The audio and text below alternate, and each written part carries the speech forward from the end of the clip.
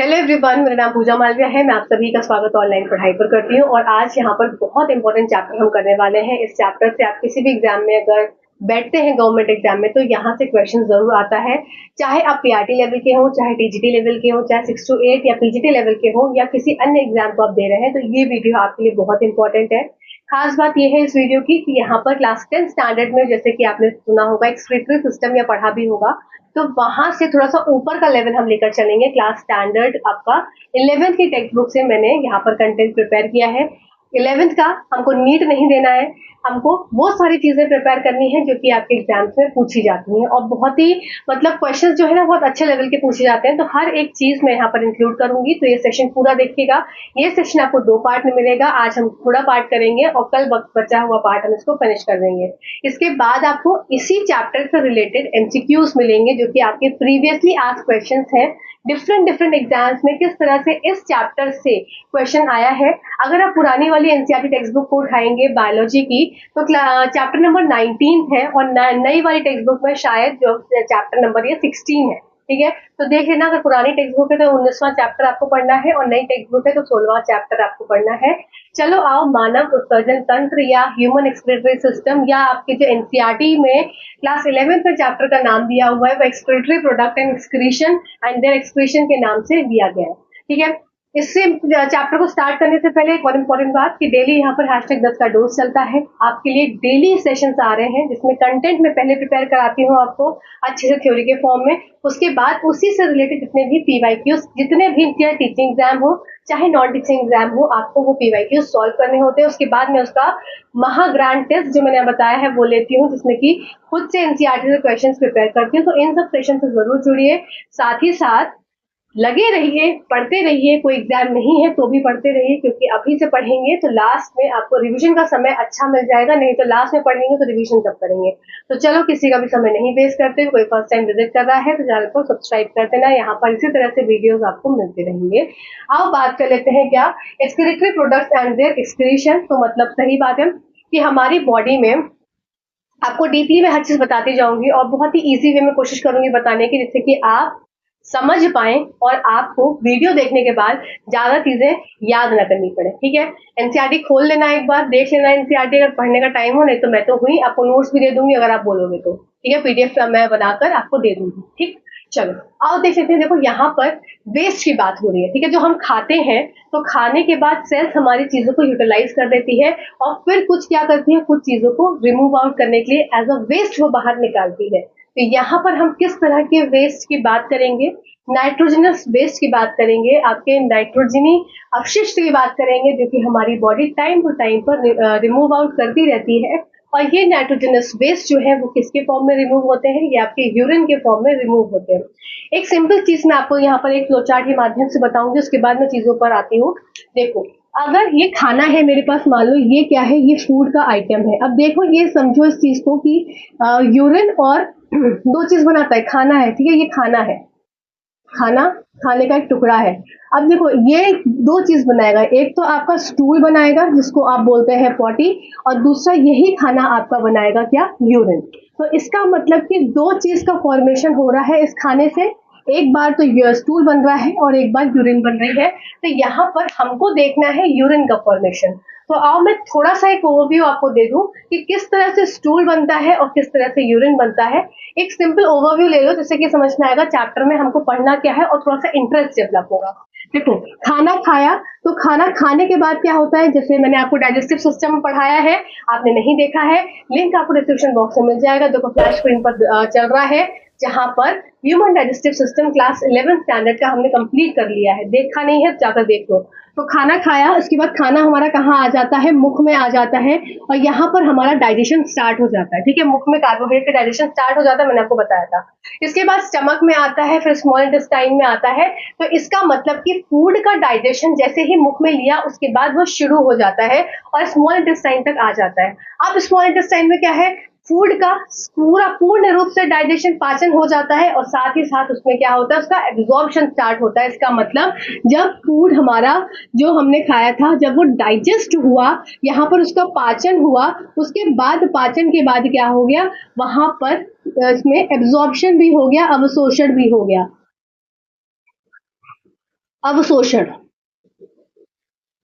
अब जैसे ही इसका अवशोषण होगा, इसका मतलब कि ये जो खाना था ये क्या होगा, यहाँ पर सेल्स जो है इस खाने का इस्तेमाल करेंगी, ठीक है ना। सेल्स इसमें से खाने का इस्तेमाल करेंगे। अब खुद सोचो, जो चीज एब्जॉर्ब हो गई, जो खाना एब्जॉर्ब हो गया, वो तो क्या किया, सेल्स ने अपनी तरफ ले लिया, ठीक है। तो खाना जो एब्जॉर्ब हुआ वो किसने ले लिया, सेल्स ने ले लिया। अब यहाँ से कुछ अनडाइजेस्टेड फूड भी तो रहा होगा, ठीक है। बात समझो मैं क्या बोल रही हूँ। जब हमने खाना खाया, जब मैंने कुछ भी खाया, कोई भी चीज खाई, रोटी खाई, दाल खाया, तो वो खाना क्या हुआ, मेरा डाइजेस्ट हुआ। मेरे शरीर में जितनी भी एलिमेंट्री कैनाल में सारी चीजें हैं, उन्होंने क्या किया, मेरे उस खाने को पाचन क्रिया में उसमें मदद करी। उससे क्या हुआ, जो डाइजेस्टेड फूड था उसको एब्जॉर्प्शन के थ्रू क्या किया, हर एक सेल ने उसका यूटिलाइज किया। जो भी मैंने खाया था उसको न्यूट्रिएंट्स के फॉर्म में ब्लड के थ्रू वो कहाँ गया, हर एक सेल, हर एक कोशिकाओं के पास गया। पर यहाँ पर एक क्या हो गया, एक तो पाचित हो गया और दूसरा क्या हो गया, अनडाइजेस्टेड फूड जो कि पच नहीं पाया। तो वो क्या होगा, वो अनडाइजेस्टेड फूड कैसे होगा, वो निकलेगा एनस के थ्रू, गुदा के थ्रू बाहर। और ये जो गुदा के थ्रू बाहर होता है ये हो जाता है आपका स्टूल, ठीक है, जिसको आप फीसेस भी बोलते हैं या पॉटी बोलते हैं सिंपल लैंग्वेज में। तो इसका मतलब कि खाना खाने के बाद अनडाइजेस्टेड फूड जो था वो स्टूल के फॉर्म में आ गया, और जो पाचित, जो खाना पचा, अब खाना पचा तो सेल्स ने एब्जॉर्ब किया। अब सेल्स ने एब्जॉर्ब किया तो सेल्स भी तो कुछ मेटाबॉलिक एक्टिविटीज कर रही होंगी। उन मेटाबॉलिक एक्टिविटीज को करने में अब सेल्स भी तो कुछ वेस्ट निकालेंगी। तो यहाँ पर जब सेल्स यूटिलाइज करती हैं इस न्यूट्रिशन को, क्या न्यूट्रलाइज करेंगी, इस न्यूट्रिएंट को यूटिलाइज करेंगी, इस पोषण तत्व को यूटिलाइज करेंगे, जो कि खाने के द्वारा पाचन क्रिया के थ्रू उन्हें मिला, ब्लड के थ्रू, ठीक है, एब्जॉर्ब किया, अवशोषण किया। अब यहाँ से क्या किया इन्होंने, नाइट्रोजनस वेस्ट को रिमूव आउट किया। मतलब कि जब सेल्स के अंदर डाइजेस्टेड फूड का यूज होता है तो क्या होता है, अब सेल्स भी तो कुछ क्या है, वेस्ट, कुछ जो है वेस्ट के फॉर्म में निकालेंगे। तो ये जो वेस्ट होता है ये क्या होता है, ये आपका नाइट्रोजनस वेस्ट होता है, नाइट्रोजनी आपका अवशिष्ट होता है, जो कि अब यूरिन बनाएगा, ठीक है। तो ये बात समझ में आई कि यूरिन कैसे बन रहा है, इतनी बात समझ में आई ना, यूरिन कैसे बन रहा है। खाना जो खाया था, कुछ चीज क्या थी, डाइजेस्ट हो गई, डाइजेस्ट होके एब्जॉर्प्शन हुआ, उसका अवशोषण हुआ, तो सेल्स ने यूटिलाइज कर लिया। जो अनडाइजेस्टेड फूड था वो क्या था, वो नीचे गया, नीचे धीरे धीरे क्या हुआ, लार्ज इंटेस्टाइन, बड़ी आंत के थ्रू होते होते कहाँ गया, एनस के थ्रू, गुदा के थ्रू क्या हो गया, नीचे आकर निकल गया, ठीक है।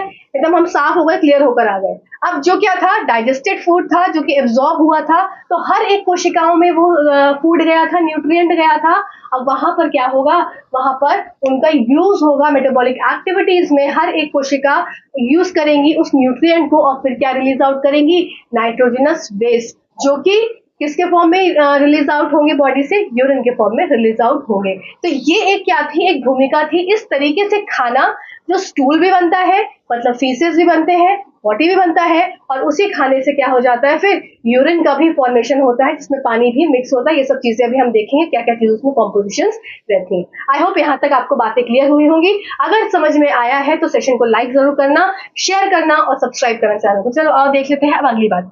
तो अब यहाँ पर आपके एनसीईआरटीज के अगर मैं हिसाब से चलूं, अलग अलग ऑर्गेनिजम्स में अलग अलग तरीके से एक्सक्रीटरी प्रोडक्ट्स होते हैं, जो कि डिफरेंट डिफरेंट ऑर्गन्स द्वारा एक्सक्रीट आउट होते हैं। तो इन जनरल अगर देखा जाए तो नाइट्रोजनस वेस्ट, जो आपके नाइट्रोजनी अवशिष्ट है, वो क्या क्या हो सकते हैं। तो यहाँ पर अगर मैं आपको पहली बात बताऊं तो ये हो जाएगा आपका अमोनिया। तो अमोनिया क्या है, एक तरह सा नाइट्रोजनस वेस्ट है। दूसरा हो गया आपका यूरिया, फिर तीसरा हो गया आपका यूरिक एसिड।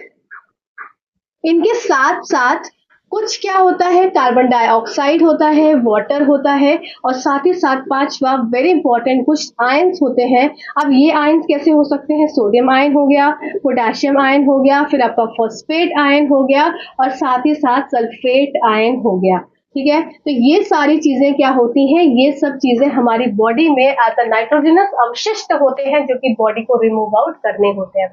अब यहाँ पर एक और इम्पोर्टेंट बात, जैसे कि एग्जाम में कई बार, एग्जाम में चाहे वो कोई भी टीचिंग एग्जाम हो चाहे नॉन टीचिंग एग्जाम हो, कई बार आपसे पूछा गया है कि ऑर्गेनिजम्स जो कि अमोनिया रिलीज आउट करते हैं, ऐसे ऑर्गेनिज्म जो यूरिक एसिड रिलीज आउट करते हैं, तो उनके हमसे नाम पूछे जाते हैं। तो आइए मैं आपको बहुत ही इजी वे में इसको याद करवा देती हूँ, जो कि मैंने कई बार अपने सेशंस में आपको याद भी करवाया है। कोई पुराना देख रहा होगा तो उसको याद भी होगा कि मैं किस बारे में बात कर रही हूँ। देखो, सबसे पहली बात आती है अमोनिया की। तो अमोनिया जो होता है ये आपका हाईली सोल्यूबल इन वाटर होता है, इसीलिए इसको रिमूव आउट होने के लिए पानी की मात्रा ज्यादा ही जरूरत होती है। मतलब कि ये बहुत ही इजी डिजोल्व हो जाता है पानी के अंदर, तो इसको बहुत ज्यादा मात्रा में पानी की आवश्यकता होती है, ठीक है। और ये होता है बहुत ही ज्यादा टॉक्सिक। तो जो चीज बहुत ज्यादा टॉक्सिक है, बहुत ज्यादा खराब है बॉडी के लिए, तो उसको पानी की भी आवश्यकता ज्यादा हो रही है, वो डिजोल्व भी ज्यादा हो जा रहा है। तो इसका मतलब ऐसे ऑर्गेनिजम्स में ये अमोनिया पाया जाएगा जो कि कहाँ रह रहे होंगे, पानी के अंदर, ठीक है। तो देखो, सबसे पहली चीज अमोनिया का हम रिमूवल कर रहे हैं। ये कैसा होता है, ये हाईली टॉक्सिक है, सबसे ज्यादा टॉक्सिक। सारा आपको नोट्स में मिल जाएगा, मैंने नोट्स प्रिपेयर करके रखे हुए हैं, आप ले सकते हैं, ठीक है। अब ये क्या होता है, वाटर सॉल्युबल होता है, तो इसमें क्या होता है, बहुत ज्यादा पानी की आवश्यकता होती है, तो मोर रिक्वायरमेंट ऑफ वाटर।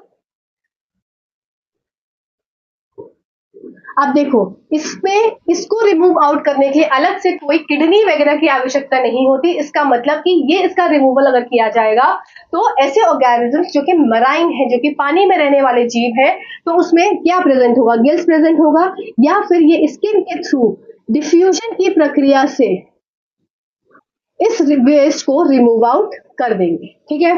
जितने भी पानी में रहने वाले जीव हो गए, ये इसके एग्जाम्पल हो, जैसे कि एग्जाम्पल्स क्या क्या हो गए इसके, एग्जाम्पल हो गया इसका बोनी फिश, फिर आपके वाटर एम्फीबियंस या मेराइन एम्फीबियंस,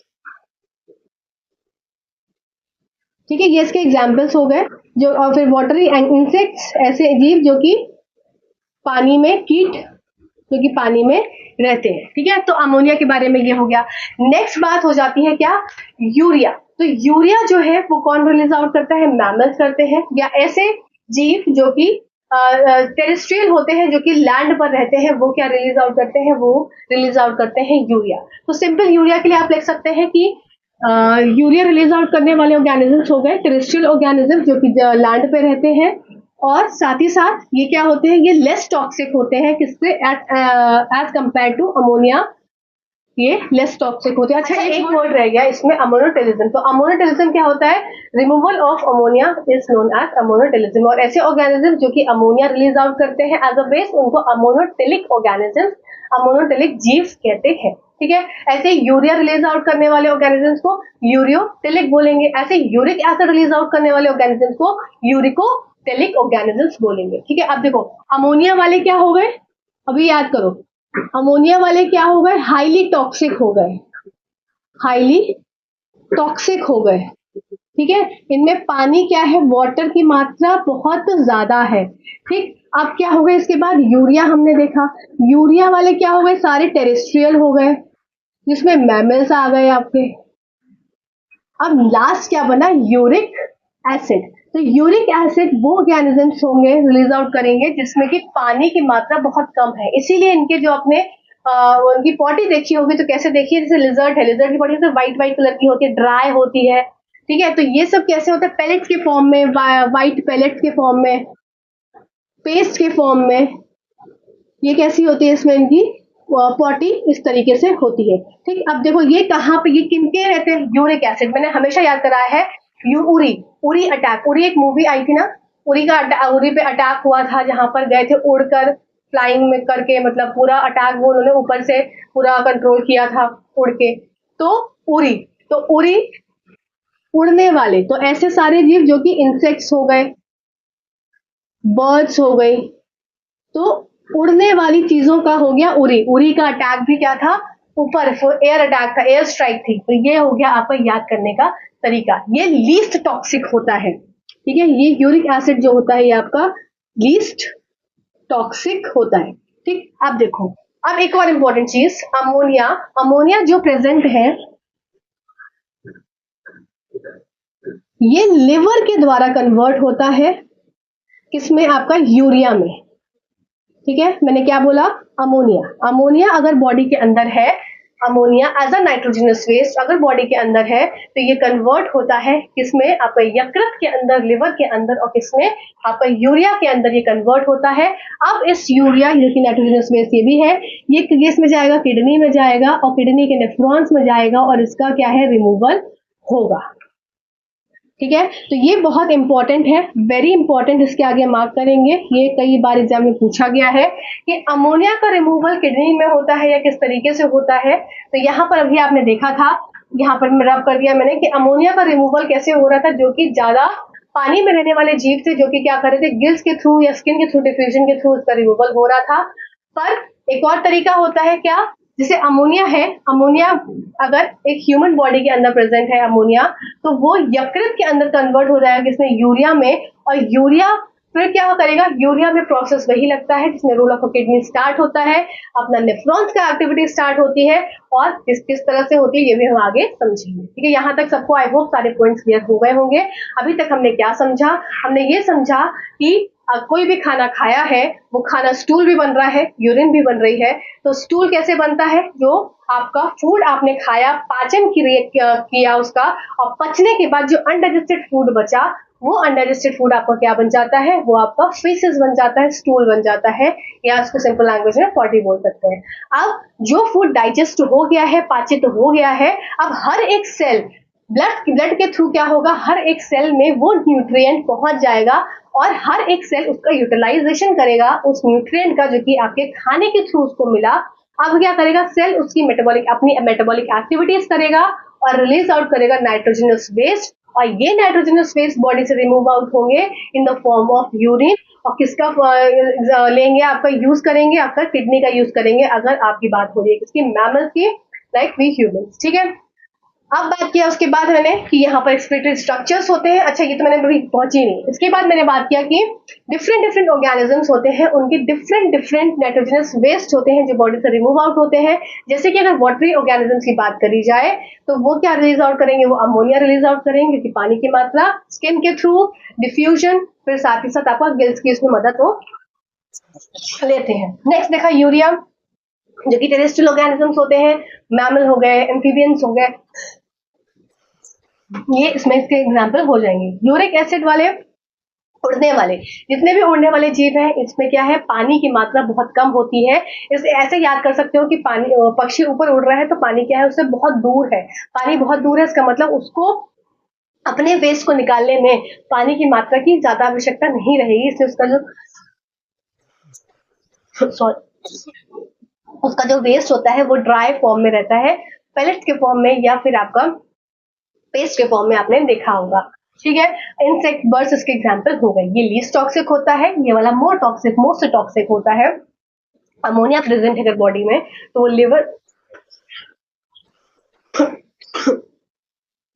लिवर के थ्रू यूरिया में पहले कन्वर्ट होगा, फिर जाकर उसका रिमूवल होगा उस नाइट्रोजनस वेस्ट का किडनी के थ्रू। यहाँ तक आई होप सबको बात क्लियर हो गई होगी। अब देखो ये वाला जो पार्ट है ना, ये भी बहुत इंपॉर्टेंट है, इसको भी मार्क कर लो, मोस्ट इंपॉर्टेंट, और इसको याद करो, ठीक है। क्या क्या स्ट्रक्चर्स हैं जो कि आपके, जैसे कि आपका नेफ्रॉन हो गया, फिर आपका नेफ्रीडिया हो गया, फ्लेम सेल्स हो गए, ये सब आपके एग्जाम में, मेल्फिजियन ट्यूब्यूल्स हो गए, सब बहुत इंपॉर्टेंट है। कौन से ऑर्गेनिज्म, कौन सा उनका एक्सक्रीटरी स्ट्रक्चर होता है, सबसे ज्यादा इंपॉर्टेंट, कई बार एग्जाम में पूछा गया, बीपीएससी में ही पूछा गया है, मेल्फिजियन ट्यूब्यूल। जो आपका मेल्फिगी नलिका होती है, ये कहाँ पाई जाती है, कॉकरोच के अंदर पाई जाती है। आपका टीआरई 2 में ये क्वेश्चन पूछा गया था, ठीक है ना। तो कॉकरोच में, ये एसएससी में भी पूछा गया है, ये कई और एग्जाम्स में क्वेश्चन देखा है, ठीक है। कीट, जितने भी कीट होते हैं उसमें Malpighian tubule as excretory organ present होता है, एक्सक्रीटरी स्ट्रक्चर प्रेजेंट होता है। नेक्स्ट आपका इंपॉर्टेंट रहता है नेफ्रीडिया। नेफ्रीडिया कहाँ प्रेजेंट होता है, आपका नलिकाकार आपके उन जीवों में होते हैं जैसे कि अर्थवॉर्म हो गए, और कुछ एनालिड्स हो गए, केचुए और कुछ एनालिड्स, ठीक है। नेक्स्ट देखो फ्लेम सेल्स, ज्वाला कोशिकाएं आपके रोटिफायर्स, फिर आपके प्लैटीहेलमिन्थस, ठीक है। तो ये सब देखो प्रोटोनेफ्रीडिया या फ्लेम सेल्स कहाँ पाए जाते हैं, प्लैटीहेलमिन्थस या रोटिफायर्स, एनालिड्स और सेफेलोकॉर्डेटा, इसको याद करना पड़ेगा एज सच, मेन आपको क्या याद रखना है? मेन आपको मेलफिजियन ट्यूब्यूल्स याद रखना है। दूसरा आपको नेफ्रीडिया याद रखना है। तीसरा आपको फ्लेम से एक बार बस देख लो कि फ्लेम सेल्स प्लेटवर्म, प्रोटोनेफ्रीडिया, प्लेटिहेलमिन्थेस, फिर आपका एंटीनल या ग्रीन ग्लैंड क्रस्टेशियन प्रॉन्स, जो कि आपका झींगा होता है, उसमें श्रृंगिक हरित ग्रंथियां पाई जाती हैं। ठीक है, आई होप यहाँ तक आपको पॉइंट्स क्लियर हो गए होंगे। अब हम इसके बाद समझने जा रहे हैं ह्यूमन एक्सक्रीटरी सिस्टम का जो प्रॉपर स्ट्रक्चर होता है किडनी का आपका, उसको स्ट्रक्चर हम समझेंगे, फिर स्ट्रक्चर ऑफ नेफ्रॉन हम समझेंगे। यहाँ पे ही मैं इस सेशन को एंड करूंगी।